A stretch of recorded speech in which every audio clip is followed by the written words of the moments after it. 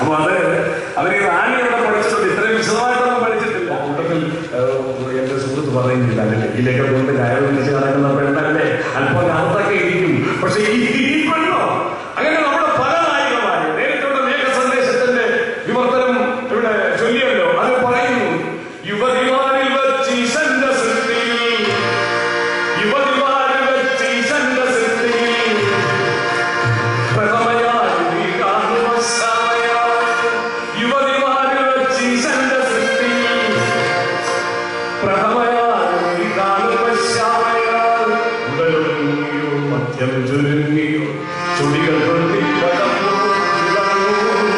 അതൊക്കെ പറഞ്ഞിട്ട് അവസാനം പറയുന്നു, യുവതിമാരിൽ വെച്ച് ഈശന്റെ സൃഷ്ടിയിൽ പ്രഥമയായി നീ കാണുവശായാൽ എന്ന് പറഞ്ഞാൽ കറുത്ത സുമനി. ഇവളെ പറ്റി പറയുമ്പോൾ റാണിയെ കുറിച്ച് അദ്ദേഹം പറയുന്നു, അല്പം അല്പം കറുത്തൊരാമേനി യൗവനം ഉൽപ്പന്നമാരകൾ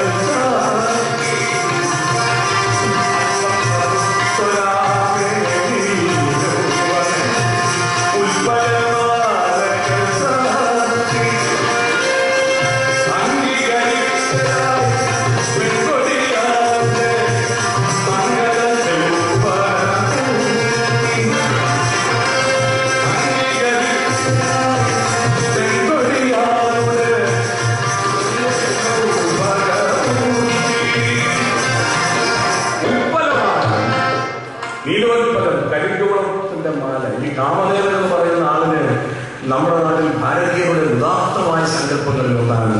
ഈ കാത്തുകൊണ്ടിങ്ങനെ ഇങ്ങനെ പോകുമ്പോൾ ശ്രദ്ധയില്ലെങ്കിൽ മാരി കൊണ്ടിരിക്കും. നാടൻ ശൈലി പറയാറുണ്ട്, മാരി പൊട്ടി കയറ് പൊട്ടിക്കുന്നതെന്ന് പറയുന്നത് അതുകൊണ്ടാണ്. എവിടെ മാരി പൊട്ടിപ്പോകും, കാരണം അവൾ ചെയ്യുന്ന ജോലികൾക്ക് ശ്രദ്ധയില്ല. അവളുടെ മനസ്സ് നിറയെ അവനാണ്, നാണോ കൊച്ചുനാണ്. അതുകൊണ്ട് തന്നെ അടുത്തുന്ന ഒരു തൊഴിലാളിപ്പെട്ട് അടുത്തേക്ക് അവളുടെ കാതിൽ പറഞ്ഞ് തന്നെ ജോലി എടുത്തോണ്ടിരിക്കുമ്പോൾ അത് ശ്രദ്ധയില്ലാതെ മാലി പൊട്ടിപ്പോകും കേട്ടോ. പറഞ്ഞേക്കാം, എന്റെ മാലി മാലിനെ കാണാൻ കോരിത്തിരിക്കാൻ ഇങ്ങനെ മാലി പൊട്ടിക്കേണ്ട ആവശ്യമുണ്ടോ? പെണ്ണെ, മാലിനെ കാണുവാൻ കോരിത്തരിക്കുവാൻ മാലി പൊട്ടിക്കണോ?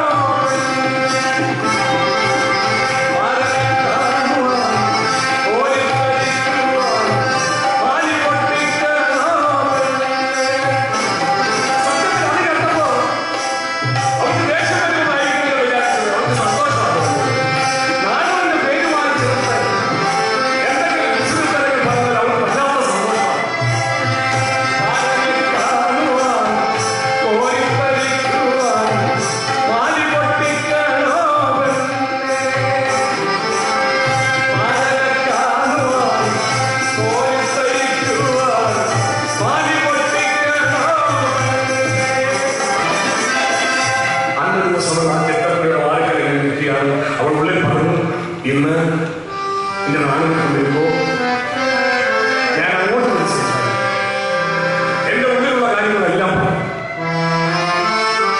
വെള്ളം വരുന്നുണ്ട്. അവളുടെ നെഞ്ചിൽ പ്രവർത്തിച്ചു. അവളെ പൂക്കൈയുടെ ജോലി ചേർന്നു. അതിന്റെ തലപ്പുകൾ കിടന്ന തലപ്പുകൾ അവളെ ഒരു ചെല്ലിപ്പോകാൻ അത് തിരുനെല്ലൂർ പറയുന്നു. പാവപ്പെട്ട പെൺകുട്ടികളാണ് ഒരു കറുത്ത ചരടും ഒരു കാൽപ്പവന്റെ ഒരു ആഭരണം ഇങ്ങനെ കഴുത്തിൽ കിടക്കും. അത് അവിടെ ഇങ്ങനെ ചുണ്ടിലേക്ക് ചേർത്ത് വെച്ച് ആ കൈതലപ്പുകളിലേക്ക് നോക്കി കിട്ടുന്നത് എത്ര സൂക്ഷ്മമാണ്. ആ സന്ദർഭത്തിലുള്ള പെൺകുട്ടിയുടെ അഭാവമായ ആവശ്യം എന്തിനാണ് ചലിച്ചത്, എന്തിനാണ് കൂടുതൽ പറയുന്നത്? വള്ളം അങ്ങനെ കൊണ്ടുപോയി അവിടെ ഇങ്ങനെ കാത്തു നിന്നു.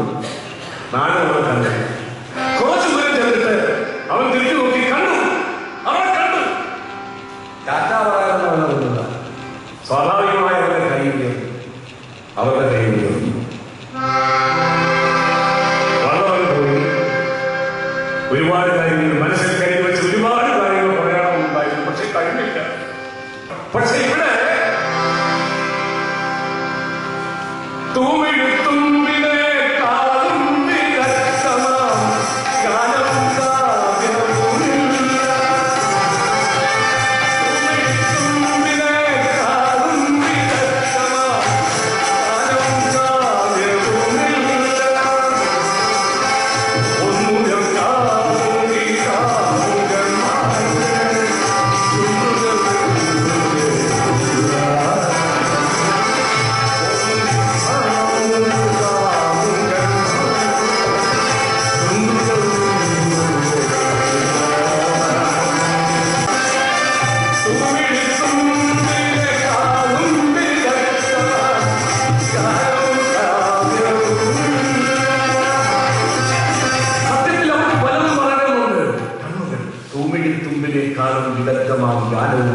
പോവുകയില്ല.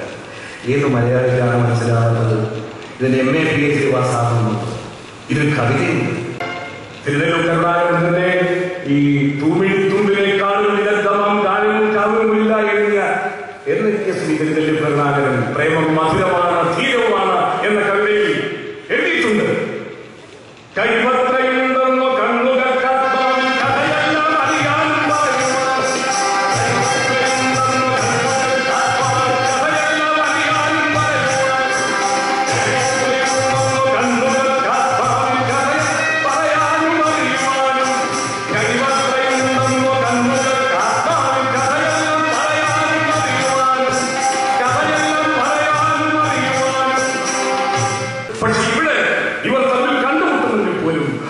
സംസാരിക്കാൻ കഴിയുന്നില്ല. അവിടെയാണ് പറയുന്നത് തൂമിഴിത്തുമ്പിനേക്കാളും